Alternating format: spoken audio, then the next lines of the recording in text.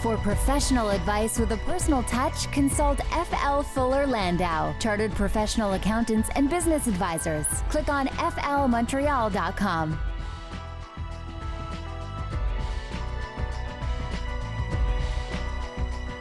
Good evening. Welcome to today's Entrepreneur, presented by Fuller Landau, a program about the entrepreneurial spirit that drives Quebec business. Dan Delmar and FL's Josh Miller with you. Good evening, Josh. Hello, Dan. And this evening on the program, we're talking about very interesting business. Anna Stasio joins us of New Era Immigration. It's been last week we had an attorney on. We have another attorney on. It's a completely different niche. We're talking about a firm that focuses solely on immigration. So really a niche, a boutique firm, and so a little bit different, actually very different from last week, but an equally interesting story. Yeah, and professionals have businesses too, right? They have to do marketing and HR, and we do. Listen, at FL we live and eat and breathe it as well. So it's nice to hear from other professionals that because really the challenge is you're a professional. You want to be the best professional you can, lawyer, accountant, doctor, whatever it is, but you also have to run your business, and you cannot ignore the running of the business because it'll just get away from you really easily. And we'll get to some entrepreneurial news in a second, but as usual, our introductory chat and talking about some of the challenges that I'm facing as a new entrepreneur. And so the question I had prepared for you today was on websites, because our relaunching of the website is long overdue, and the debate we're having is how much do you put out there? How much do you advertise in terms of what services you offer and your philosophy, and how much do you keep for either for intrigue or just because you want to protect your I guess proprietary knowledge. So how much do you give away is my question. I think it's in today's world with so much information out there, it's tough to not give away some stuff. First of all, I'm a firm believer of to get, you got to give. You got to give to get. I'm really a firm believer in it. I think a lot of what the services, professional services that get offered today is not always rocket science. It's very much more of a, what's your experience? What's your style? Are you practical? Are you theoretical? Are you getting along? Can you understand the customer in front of you and where they're going? Because you can have, in your case, Dan, you can have maybe 3 marketing professionals in front of you. Doesn't mean they'll all agree, and it doesn't mean you'll all have the same MO, the same style. But if you start hiding things, or you start not giving away the store, and then they look out there and they say, oh, but this firm does A, B, C, D, E, F, G, and that firm does A, B, C, D. Maybe they do E, F, G, but they're not telling me. Well, if somebody's going to find you online, or somebody's going to search and compare, you're already putting yourself at a disadvantage. So I think then it comes down to, what's the detail of information that you give? You can always have your title line. You can always have your headline service. The details that you put underneath, that might fluctuate a little bit. But if you don't at least enumerate or list all your possible services, I think you're putting yourself at an absolute disadvantage from the get-go. Again, doesn't mean you have to give away the store. It doesn't mean you have to give trade secrets, whatever those might be. But if you don't at least enumerate what you do and what you can do, you're slow out of the starting gate. So maybe just limit, I suppose, the detail in sort of the list of services, rather than sort of elaborate and put your secrets out there. Right. It's also a question of what are those secrets? Mm-hmm. Because you can have your own style of social media management, but you don't have to tell them what it is. But you can enumerate, hey, yeah, we handle social media in the case of websites and offering services for a PR marketing firm. We manage we have social media management, and we address all the 6 or 7 of the main social media platforms out there, and it kind of depends on your industry. You can elaborate quite a bit still without giving away what you feel is best for any one industry. So it's always good to maybe give a little more than not. If you don't, then then somebody else will. Somebody else is not afraid to give away a little more because they know that it's a lot more personal than that. They know that if they sit in front of you, they're going to either get you or they won't get you, and forget about what all the things that you list online. It's going to happen. So I would say you're better to give more at least in a general, maybe some specific, than trying to hide some of the services and coming with afterwards. You're really going to be slow out of the starting gate. All right. Thanks for the advice. And now some entrepreneur news of the week. The CEO of Gap took some pretty interesting advice from an unlikely source. A 5-year-old. Okay. And this is amazing. And maybe it's a publicity stunt. I hope not. But a 5-year-old wrote to the Gap saying that I didn't like, he wrote to the president or CEO of the Gap saying that I am not thrilled with your choice of selection for girls. It's a very girly, it's too pink, it's whatever. And we're, as a girl, I find that I want a little more, and I'm okay with the guys. I'm paraphrasing, of course. I'm not talking like a 5-year-old girl. Certainly that's going to be tough for me.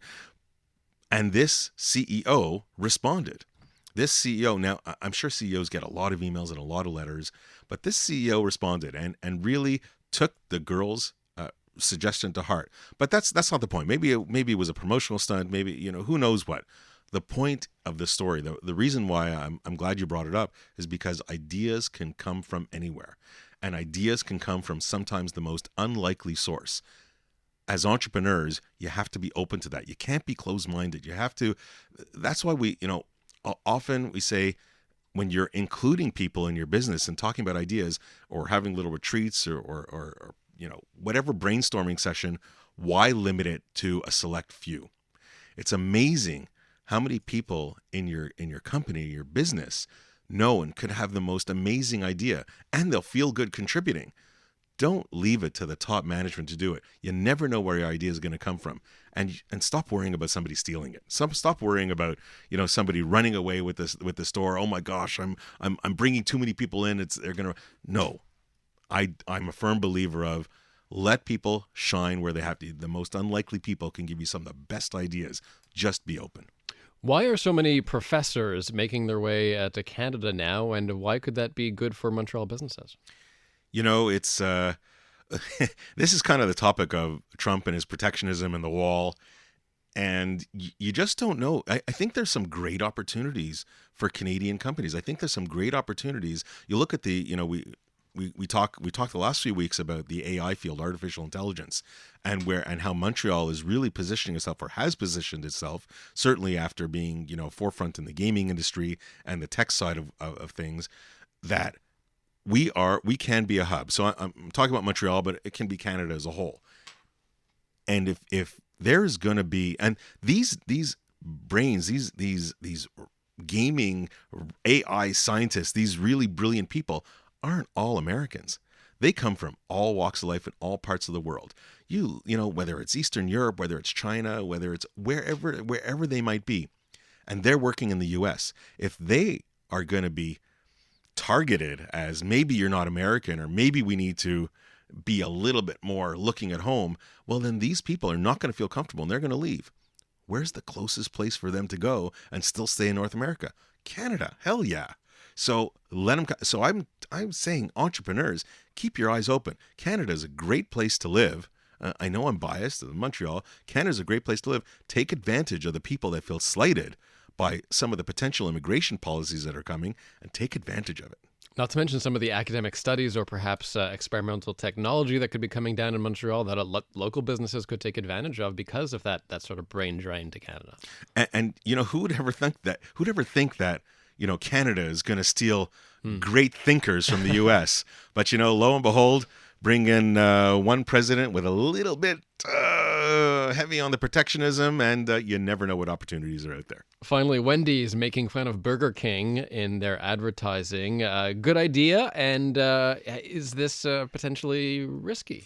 So Wendy's took the approach. Now, everybody gets comments online. Everybody gets comments on their Facebook, on their Twitter, on their Instagram, on their LinkedIn, on their Pinterest, or what have you. And sometimes they're not so positive. Sometimes they're negative. Wendy's has decided to hit it head on. Wendy's has decided not to be the most polite and politically correct company on the planet. They say, I don't like the way you've dressed up this burger. To say, okay, thanks, that's too bad, because lots of other people think that it's good. They're not rude. They're just direct, and they've opted this because this is a strategy. And I'm sure you've seen this, provocateur, in your PR business. if you have a strategy that's a little bit different than somebody else, it's not necessarily a bad thing. A lot of people I find online kowtow to, oh my gosh, I'm sorry. I can't believe I'm sorry I offended you. Please stay, please stay tuned. Please keep liking us. Hopefully we can do better next time. Well, you know what? Sometimes the listener isn't always right. And sometimes being direct with them, because every entrepreneur and every business has to make a decision. Sometimes it's about being that real company with the real response. They've taken a stand that says, you know what? We're just going to be real. We made decisions. We're going to stand by our decisions. And we're not going to call them names. But we're going to stand by our decisions, and we're going to be a little bit less apologetic than perhaps our neighbor like Burger King or whoever. Mm-hmm. And I think that's it. If your competition isn't doing that, you're going to stand out, and that's the whole goal, right? With all these similar burger places, stand out a little bit. Yeah, I mean, my advice in these situations is obviously it's okay to have an opinion. It's okay to be controversial, take a stance as an organization, but be very calculated about it. And you have to, do the damage control afterwards and be prepared for all that. It's conscious, it's a plan, but if you think about it and you stick to it, it could absolutely work.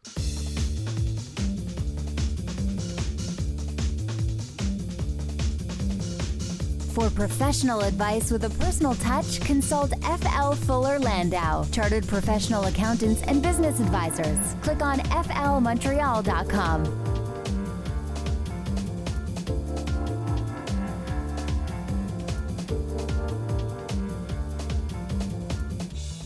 Inspiring stories from outstanding business people. Dan Delmar and FL's Josh Miller with you. And this evening we're chatting with Anna Stasio of A New Era Immigration. Anna, welcome to CJAD. Thank you. Thank you so much for having me. So, surreal, but thanks for having me here. Well, you're going to enjoy it. We're just, you've been in business for a while. Tell us first about A New Era Immigration, what it is you do for a living.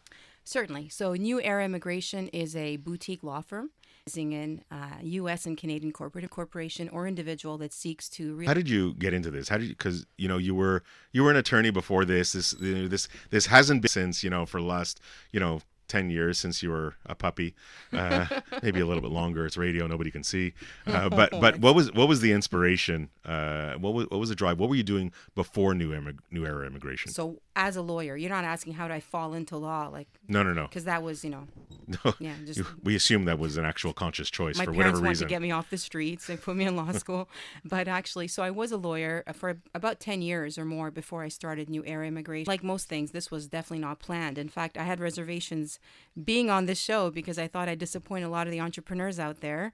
And then Josh told me that actually it's okay. Some people fall into it this way. Sometimes entrepreneurs go with their gut. Right. And that's pretty much all I had at the time. I went with my gut. What I was doing before coming to Quebec, I was actually an immigration attorney in Toronto. Went to law school there, and Toronto, the corporate immigration practice is much more robust than it is in Quebec.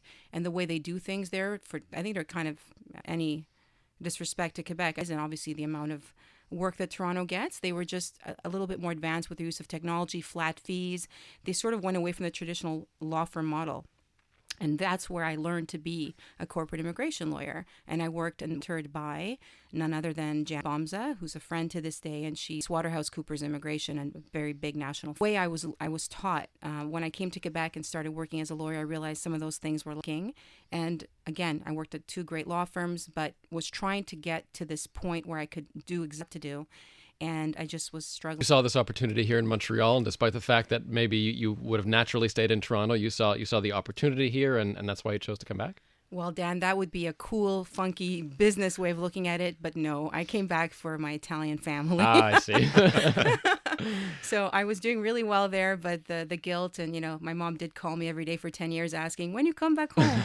So eventually I gave in, and it was always my desire and ultimately to come back. And like to say that the business reasons prompted it, but I think it was the other way around. And then being here as to what was missing. So your business model, you really were trying to get away from that hourly rate, that typical standard professional hourly rate. I know we try and get away from it as well.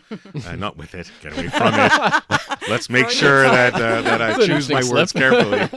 no slip there. And so you were really trying to make that new model. Is that really the drive to say, you know what, I'm done with other firms. I got to go on my own and do that? Yeah, and I think that was one of the things. And I like to say we completely succeeded with the flat fee hybrid when it comes to consultations. We'll do an hour, but otherwise it is flat fees. And there's also the emphasis on technology, which is very big. And a large client that has 200 employee base for them where they can access, fill out investment to be made in that. And I think that the traditional flat fees plus that, I like to think. I think that's great. And certainly as you first started your firm, there has to be, a little reticence, a little nervousness. And when we come back from the break, we'll kind of talk about what are those first steps and those first feelings as you go out on your own. Anna Stasio of New Era Immigration, our guest this evening on Today's Entrepreneur.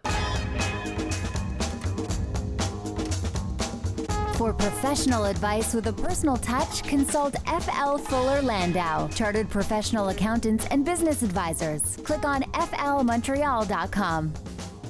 Welcome back to Today's Entrepreneur. Our guest this evening is Anna Stasio of New Era Immigration, another example, Josh, of a professional service, branded one. We'll get to that maybe in a second. But still, you need that marketing, you need the infrastructure, and you certainly need the entrepreneurial drive. And you're leaving, as an employee of other firms, and you're saying, you know what, I'm going out and I'm starting on my own. I'm not taking out a partner at that time. I'm really going out on my own. What are your first thoughts, and what are some of the first things that you do when you're opening up your practice? I know you toyed around with other partners and trying to get into things, but when you're going out on your own, what are some of the things that kind of kept you up awake at night? Well, actually, there wasn't any. And the reason is actually, I'm going to have to cop to this. Isn't really much of a thought out plan. While I was trying to implement those changes from within the technology, but I'd only been there for 5 months. They were very gracious. I had my own team with me, my clients. It really was a question of when I decided to do this, their law firm. So I wasn't trying to leave. And I made that decision, but I did. I wasn't going to stay 6 months and I surreptitiously planned my law firm on the side. One, the cat was out of the bag, and two, ethical. Worry about where your first clients were coming from? No, because I did have a point. I'd been practicing for 10 years. I didn't realize, as I was speaking to my colleague before coming on, ignorance is bliss. I had no idea what I was getting myself into, right? So I just literally downstairs, sure. We got to know each other. We subletted it. It was a very large space sublease, and I was just like, yeah, la la la, like completely. For the record, we didn't talk her into it. It wasn't persuasion. It was actually her decision to do it. Let's just be fair. We weren't slumlords. It was actually quite the opposite. I was there for accounting advice, and then told them that we were looking for in 2 weeks, and they had this great space. So let me ask you the same question we asked Jamie of Legal Logic last week. Why the branded law firm? This is something I'm seeing more often. Why not Stasio and Associates? Yeah, actually, that is, I think, a big part of what I didn't mention, other than flat fee. I didn't want to be that dusty lawyer that also removing myself from the equation, not wanting could replicate itself, maybe because we are international lawyers. Is it easier to attract attorneys based on that model? I don't know. I never. You're right. You know what? That's a good question. I don't know. I've never been Stasio Lawyers Inc. Bring them on next time. And we'll bring them on next time. And there's no question. There's marketing efforts. There's word of mouth. There's a lot of team around you. There's no question that helped as you've grown from the 2-3 people to where you are today. And when we come back after the break, we'll explore those things and more. Anna Stasio of New Era Immigration, our guest this evening on Today's Entrepreneur. Later in the hour, some tax talk with Ernie, head of tax season, of course. For professional advice with a personal touch, consult FL Fuller Landau, Chartered Professional Accountants and Business Advisors. Click on flmontreal.com. Welcome back to Today's Entrepreneur, presented by FL Fuller Landau, a program about the entrepreneurial spirit that drives Quebec business. My name is Dan Delmar, along with FL's Josh Miller, and this evening we're chatting with Anna Stasio of New Era Immigration, and continuing our chat about marketing, Josh. And Anna, how do you market a law firm? We asked this last week as well. You have a professional association to deal with, of course, a very strict one. Various ethical issues. You can't just put up a billboard anywhere. How do you market a law firm? Well, actually, I think this is the moment. I read that anecdotes go well here. Go for it. So the answer is there's no straight answer. I wish I could say I have this brilliant marketing. I've never been that kind of person. I've never been comfortable sort of selling. So the way I look at the way we marketed inadvertently as a kid, when I couldn't sell Girl Scout cookies and chocolate for the life of me, I couldn't dream of going up to anyone's door and ringing the doorbell. So much chocolate piling up and not knowing what to do with it. And you didn't want to eat it all yourself, of course. I mean, that's usually what I used to do, but one day I got an idea. You're right. I used to usually eat it and ask my parents to. But one day, my brother, sorry, who's going to kill me for saying this, was an accordion concerts as a It's a teenager. talent. Some people have it's a talent. We're Italian. What are you going to do? So I remember going to this school and bringing all the chocolates with me. And the intermission, there was no cafeteria, nothing. I just sat at a table, put the boxes in front of me, and they went like hotcakes. It's always been my thing, like create something, a niche or a service that people really need, and then they kind of just, if you build it, they will come. That's where the firm, to me, represents that tendency to actively market through word of mouth and everyone knowing, look, Canadian and U.S. corporate immigration services. We're one of few law firms in Quebec. Still have, but your website and your social Yes, media of course. pages. But you're telling me that you have it at a necessity, but you don't necessarily rely on it. We don't rely on it. I think it helps. You need to have that stamp of authenticity. We've got an active Facebook manager who happens to be my spouse, is very keen on, doesn't miss a beat on that. LinkedIn, our Facebook pages, their SEO. But again, that's, I'd say, like 5 to 10% of our business. Let's switch gears a little bit and talk about the team, and you threw it out there. So we're going to have to ask you the question. You work with your husband. Yes. So how is that working with your spouse day to day and then going home? How has that Who goes been home? with you? Who goes? Well, he's home. You should go there eventually.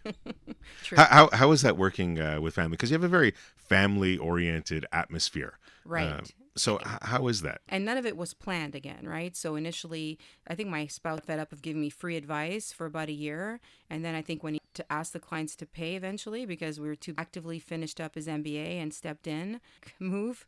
But how did it work out? To me, it's a dream come true. I like to be the lawyer, the specialist, the quest, handling a lot of the stuff that I don't like to do. Hours are very different. We're on 2 different floors in our own office, so it's not like we're in each other's face. So it works quite well. Do you find that it's 24/7? You take it home, Of you bring it course. to the office. I already do that in my own mind, and then to actually have another person that wants to engage and talk about it all the time, I'm really on the clock. It's a good thing we don't do hourly rates, because I'd be charging my clients 24/7. Thankfully, it's flat fee. It's constant. Now, there's also, there's the professional, there's the business owner, there's the mother. It's a lot to balance. And I know her story, I know Anna's story a little bit. When you first started the firm, you didn't have your son, but lo and behold, soon after you did. So Yeah. tell us a little bit about that and how you were able to balance. Yeah. If you were able to balance. Right. That's a good question, right? So I didn't know. You had a good idea, but Well, let's we'll just leave say the details out for that. Yeah, with less than 9 months, the baby showed up at the firm. I created a nursery on the second floor, an office babysitter, and she came in. I really was able to really have it all, but I couldn't sleep. At one point, telling my husband, to stayed a year off, and he said, "Yeah, you would have had that flexibility later on." Is that a culture aspect that has permeated throughout New Era since you've opened then? Yes, it inadvertently created a certain culture. And we're like newborns, but we still today, your kids can come to work at New Era. Did it ever hinder your professional ability to service a client? Later. No, never fully hindered. There's been a few moments where a toy fell on his head because someone threw it from the second. It was a stuffed animal. But that's cute. It's cute, yeah. If you're paying an exorbitant flat fee, you might think otherwise. But no, it hasn't actually. I think it's created us with the people working there that No question. Now there's a whole team around you, and how is that? Is that you've been able to maintain that culture? Was it easy to find people? Did people were they attracted to that type of family culture in the office?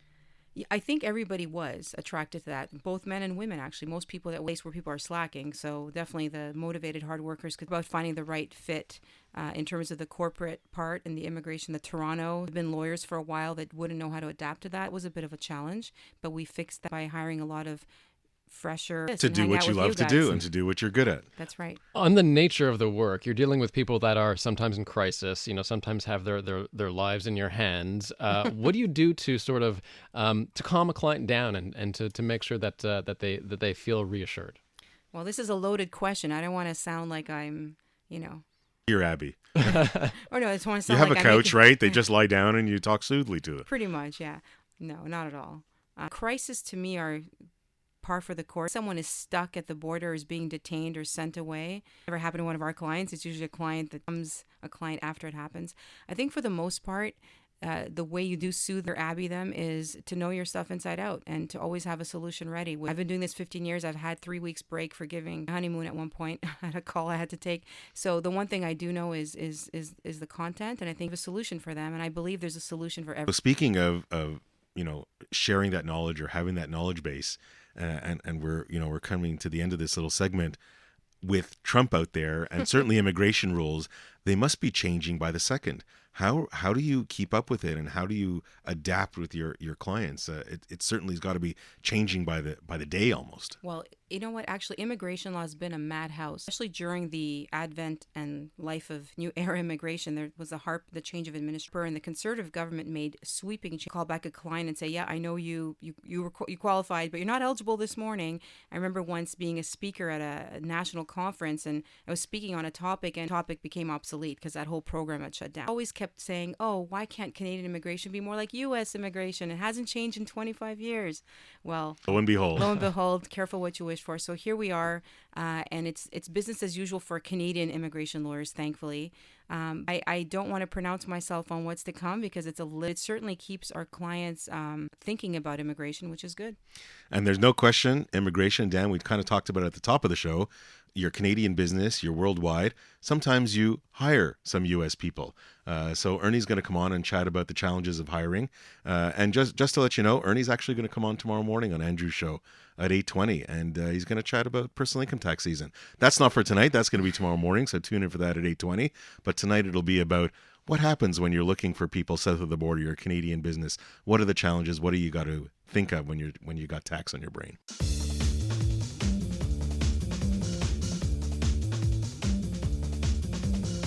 For professional advice with a personal touch, consult FL Fuller Landau, Chartered Professional Accountants and Business Advisors. Click on flmontreal.com. Inspiring stories from outstanding business people. Dan Delmar and FL's Josh Miller with you. And our guest this evening is Anna Stasio of New Era Immigration. We'll have her one piece of advice for today's entrepreneur on the way. But first, we're joined as usual by our tax expert, Ernie Furt of FL, to talk about international taxes. And tomorrow, Ernie, you're going to be on the Andrew Carter Morning Show talking about, well, not international taxes, but the tax season in general. Just regular taxes tomorrow. Today is international, so let's get started. Excellent. Now, we're the show, Anna's a great immigration law firm. There's no question that as Canadian businesses expand worldwide, and as they certainly look, below the 49th parallel in trying to add to their sales and add to the dynamics of their companies, they sometimes look to hire people south of the border. So what are some of the challenges? What are some of the first things that come to mind when you're thinking about whether it's compliance for tax purposes, whether it's planning and keeping the government in mind so you don't get caught with too many penalties and issues and form filings? What are some of those challenges that come to mind first? Well, the first thing, it depends what you're trying to do. If you're bringing in U.S. employees to work in Canada, the first thing that they need to be able to do is to work. First call is to Anna and to get them a work permit. Okay, so Not prompted at all, really. No, not at all. Anna, you'll give me my money later. But they need a work permit to work in Canada, and then you have to explain to them how taxation works, because sometimes it's a big surprise that our taxation rate can be up to 53%, and they're used to 35% rates depending on where they are. And you just have to ensure that they understand what they're getting into, and then you have to get into, are you coming to Canada to stay, or are you coming to Canada solely to work for a year or so? Now, sometimes the employee works here in Canada and sometimes in the States. What's the different aspects, and what do you got to keep in mind where they're physically doing their job? It depends who's paying them, but generally speaking, what I like to do with these kind of people is split the payroll. So you split the payroll between Canada and you split the payroll between U.S. So you set up a U.S. payroll potentially for some of the clients. It's like some clients they want their person to be in the States. They want their person to be in the States physically for a long period of time. And so they send them there to do a barnstorming tour, whatever it may be. And so you want to make sure that they're paying their proper U.S. taxes, they're paying the proper Canadian taxes. And then you have to go back to that residency thing. Where are you a resident? If you're a resident of Canada, then you're paying tax in Canada on your world income. That complicates matters with the United States, that tax is not on the basis of residency, but taxes on the basis of citizenship.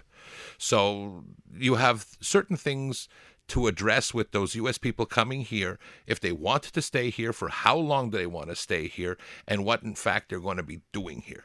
Now, but you could work here and not be a resident of Canada. You could work here and not be a resident of Canada. You're on a temporary work permit. You're staying for a little while, and then you're going back home. As long as you don't establish residential ties in Canada, then theoretically you're not going to be a resident. If your loved ones are staying south of the border, your wife and children or your husband and children are staying south of the border, you maintain a home over there, and you work in a corporate apartment over here, then chances are you're not a resident of Canada.